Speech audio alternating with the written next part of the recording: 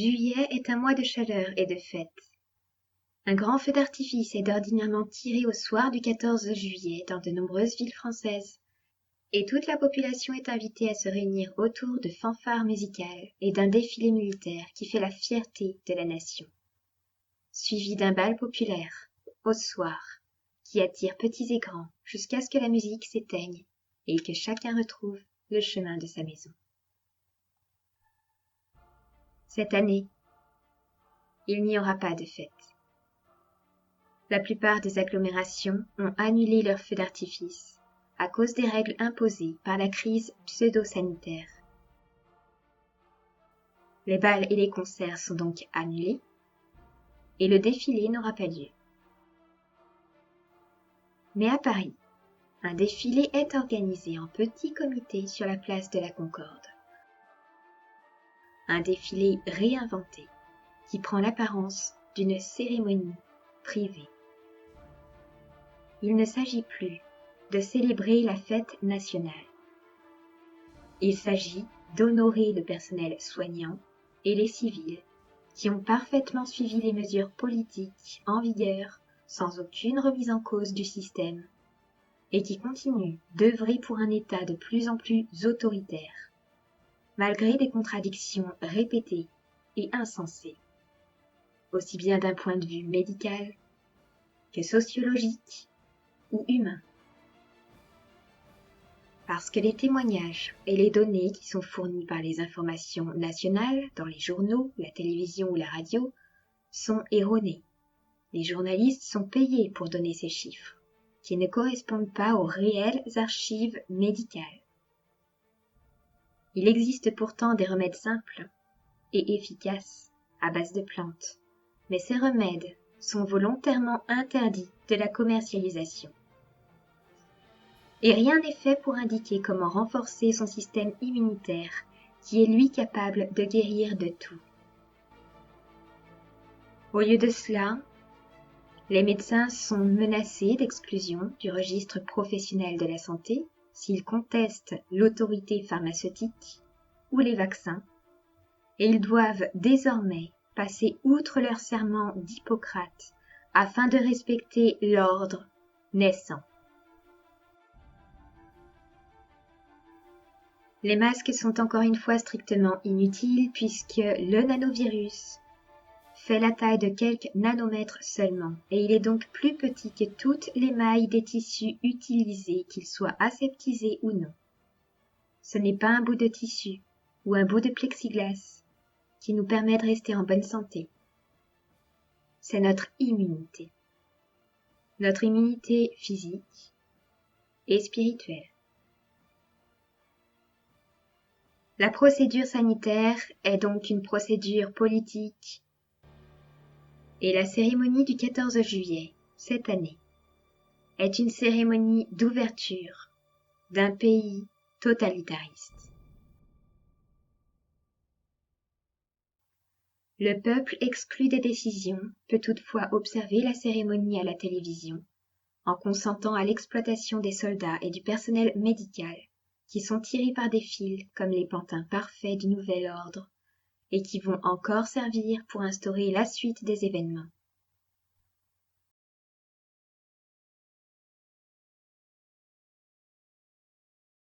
Le confinement était une première étape. Certains pays sont déjà en train de reconfiner leurs habitants et la France se prépare à en faire autant pour imposer de nouvelles mesures et restrictions.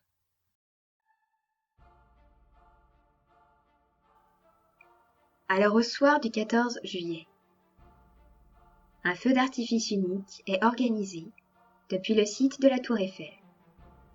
Cette antenne géante qui fait la fierté du gouvernement, antenne maîtresse des antennes relais et de la 5G.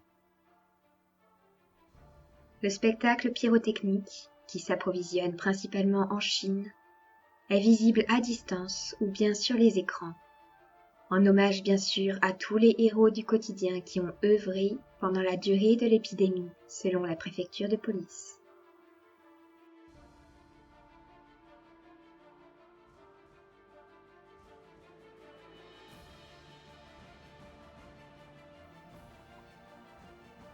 Notre fête nationale, normalement, commémore le 14 juillet 1790. En 1789, la France était sous l'autorité d'une monarchie que l'on appelle absolue. La famille royale utilisait ses pleins droits de décision sur le peuple, sans avis préalable. Et face aux nombreuses injustices répétées, la population a été poussée à prendre les armes pour se libérer. Le mois de juillet 1789 a connu la Révolution française, un événement violent et chaotique, où les rues ont été pavées de sang pour prendre d'assaut la prison royale de la Bastille et libérer quelques prisonniers. Après cela, toutefois, les habitants ont profité de l'affaiblissement du pouvoir royal pour affirmer leurs droits et réclamer des dettes. Ils ont constitué de nombreux regroupements partout dans les provinces. Des fédérations régionales sont apparues par centaines afin d'apporter la voix du peuple. La seule manière pour les familles dirigeantes de maintenir le contrôle était d'accueillir la parole grandissante du peuple, d'accepter une partie de ses demandes, en gardant la main mise sur la grande fédération nationale qui réunit les représentants de chaque région. Et c'est ainsi que le 14 juillet 1790, une fédération nationale est née à Paris en apportant un semblant d'ordre et d'unité dans le pays en crise. Et le roi, encore au pouvoir, a fait semblant de reconnaître la Constitution formulée. C'était un semblant de réconciliation entre les habitants et la monarchie, mais le système absolu s'est poursuivi encore jusqu'à ce que le roi de France soit jugé et condamné à mort. Une république est née, à l'apparence démocratique, avec une devise exemplaire qui reprend 3 lois fondamentales de l'univers: liberté, égalité, fraternité. Mais il s'agit d'un autre système pyramidal qui est en fin de compte responsable du conditionnement de la pensée, des inégalités sociales et de nombreux conflits et divisions.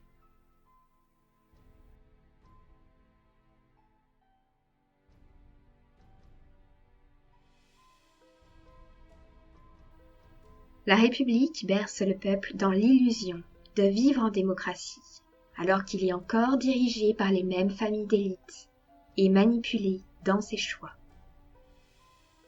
Cette illusion de victoire et de liberté est affichée partout, sur tous les murs, répétée dans l'éducation et les médias, comme par exemple avec l'image de Marianne et la statue de la liberté que l'on retrouve sur les timbres, les documents administratifs et les pièces de monnaie.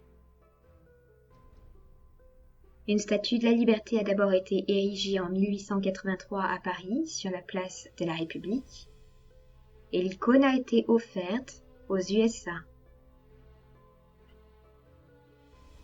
Évidemment, les pays qui s'affichent comme les plus libres sont finalement les plus conditionnés, manipulés par un système mensonger qui berce continuellement sa population dans l'illusion et le confort.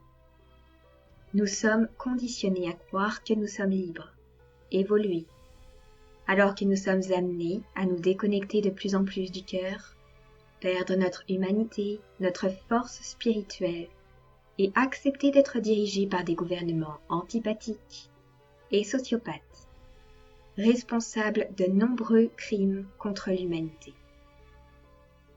Aujourd'hui, les plus grands crimes sont en train de faire surface. Nous découvrons l'existence de la cabale satanique et ses nombreux rituels, l'exploitation et le commerce d'enfants ou de femmes, les réseaux pédophiles, le trafic sexuel, mais aussi la guerre biologique, les armes nucléaires, les technologies d'intelligence artificielle qui sont insérées dans l'alimentation et l'atmosphère que l'on respire, les ondes dirigées, le contrôle de l'esprit et le contrôle du climat, le trafic du sang et d'organes, sous panneaux publicitaires de dons de sang. Et bien sûr la promotion volontaire cinématographique de la violence, la drogue, l'alcool et la pornographie.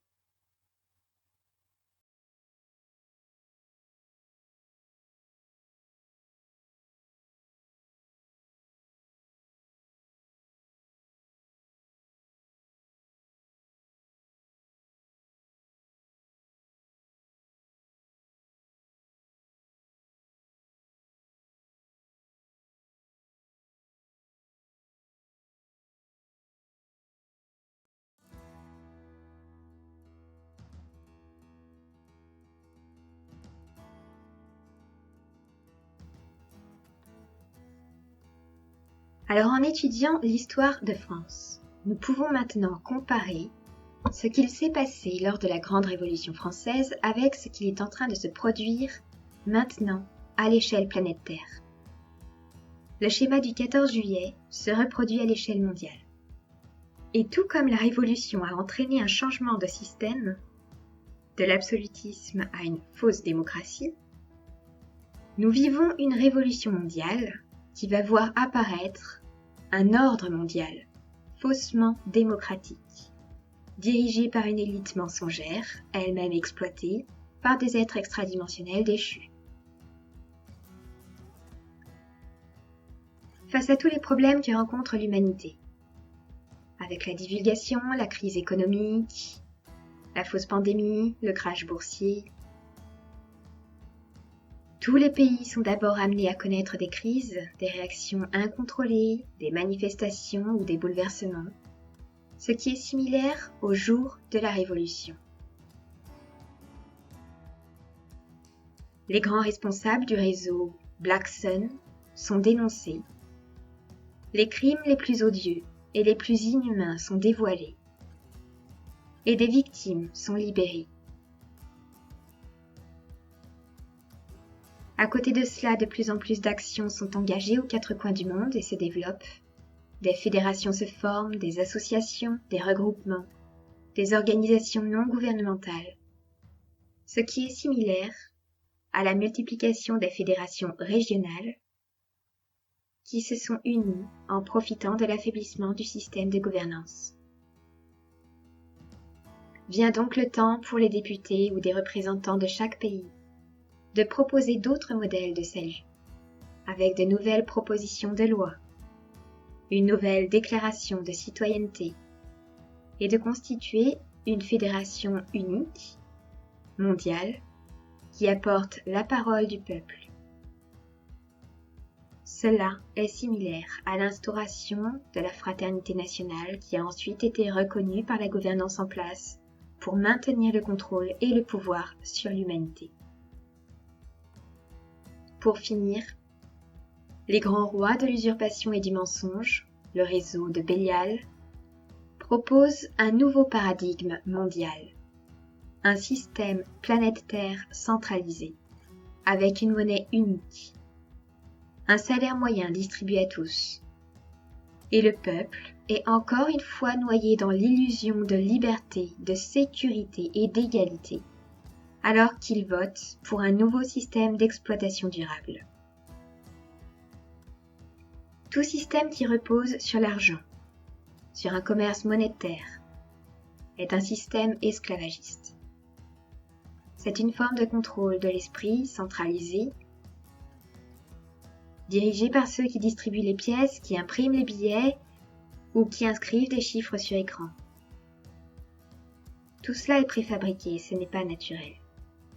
Et à l'avenir, l'argent informatisé sera pleinement aux mains de l'IA. N'importe quel salaire moyen peut être réduit par simple décision de celui qui gère son approvisionnement. Si on ne suit pas les recommandations politiques imposées, si on sort des cases, notre salaire peut être amoindri jusqu'à devenir insuffisant pour subvenir à nos besoins. De cette manière, le contrôle reste toujours le même, aux mains des dirigeants qui exploitent le peuple, qui exerce une pression continue sur la population via la peur, l'insécurité et le manque. Un salaire égalitaire est une stratégie de manipulation mondiale qu'il nous faudra refuser le moment venu si nous voulons vraiment accéder à un monde libre souverain et recouvrer nos pleines capacités. Autrefois, à l'apogée des grandes civilisations passées, il n'y avait pas d'argent. Sur les planètes avancées, il n'y a pas d'argent. Toute civilisation avancée, aussi bien spirituellement que technologiquement, vit selon une organisation d'échange qui ne connaît pas l'argent. Toutefois, sur Terre, la mentalité doit encore évoluer pour arriver à une pleine autonomie de gestion et d'autosuffisance. L'humanité est en train d'avancer vers son autonomie physique et spirituelle. Elle se rééduque aux principes de l'unité, aux lois de structure fondamentale qui composent l'univers, et progressivement elle gagne en maturité, en compréhension et en sagesse. De manière à créer de nouveaux modes de vie, plus sains, avec des nouveaux fonctionnements de société qui reposent sur le respect, la différence, la multiplicité et la complémentarité. Mais nous ne pouvons pas passer du jour au lendemain d'un système esclavagiste à un système totalement libre et autonome.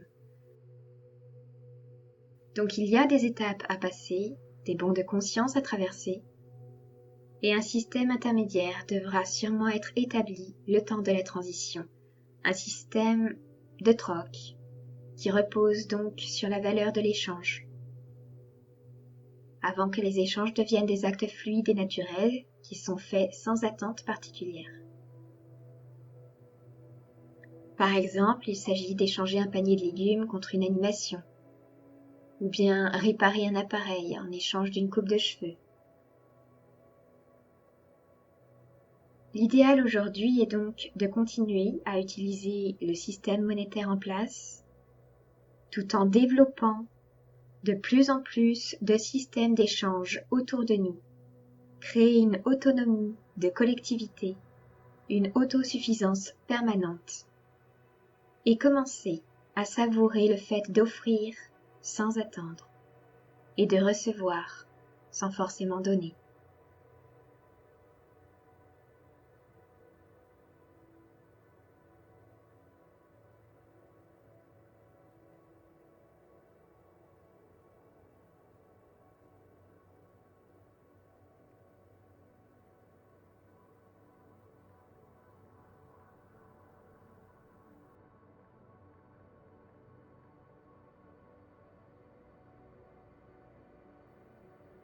Ressens-tu le tissage du monde? Ressens-tu le tissage du monde? Le lien entre les familles, les arbres, les montagnes. Mon amour est grand. Il se déplace au-dessus des vallées, des cimes et des campagnes. Je sais que tu comprends. Lorsque nous sommes ensemble, nous sommes heureux. Mes enfants se blottissent dans la chaleur de mon pelage.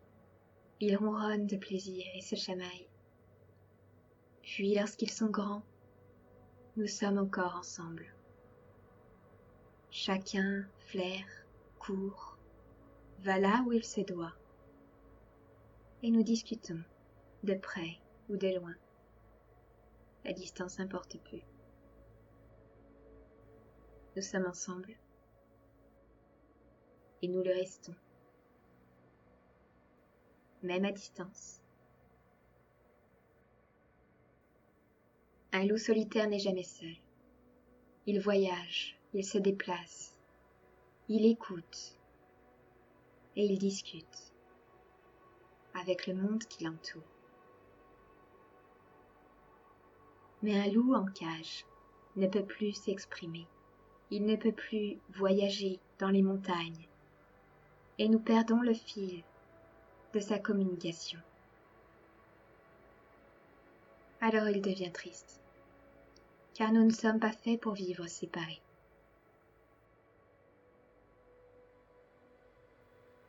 Nous nous méfions des humains,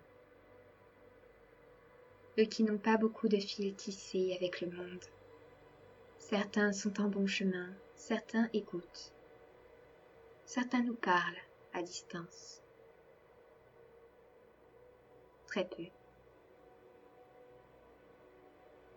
Merci d'évoquer la sagesse des loups plutôt que la férocité. Les histoires humaines nous déplaisent. Nous ne sommes pas des prédateurs dangereux. Vous nous chassez sans raison, avides d'autres passions. Et nous aimerions simplement que vous cessiez d'avoir peur. Voyez-nous pour ce que nous sommes. Grandissez votre esprit.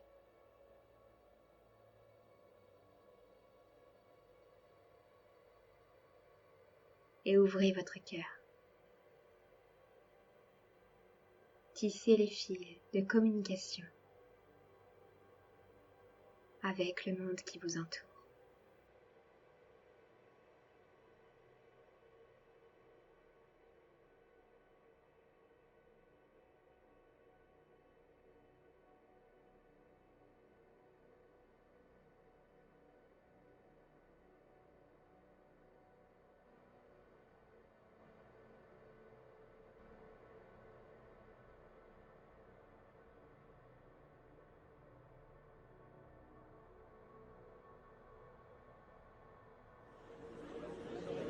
Bonjour tout le monde, bonne année nouvelle, la réunion de planète est ouverte.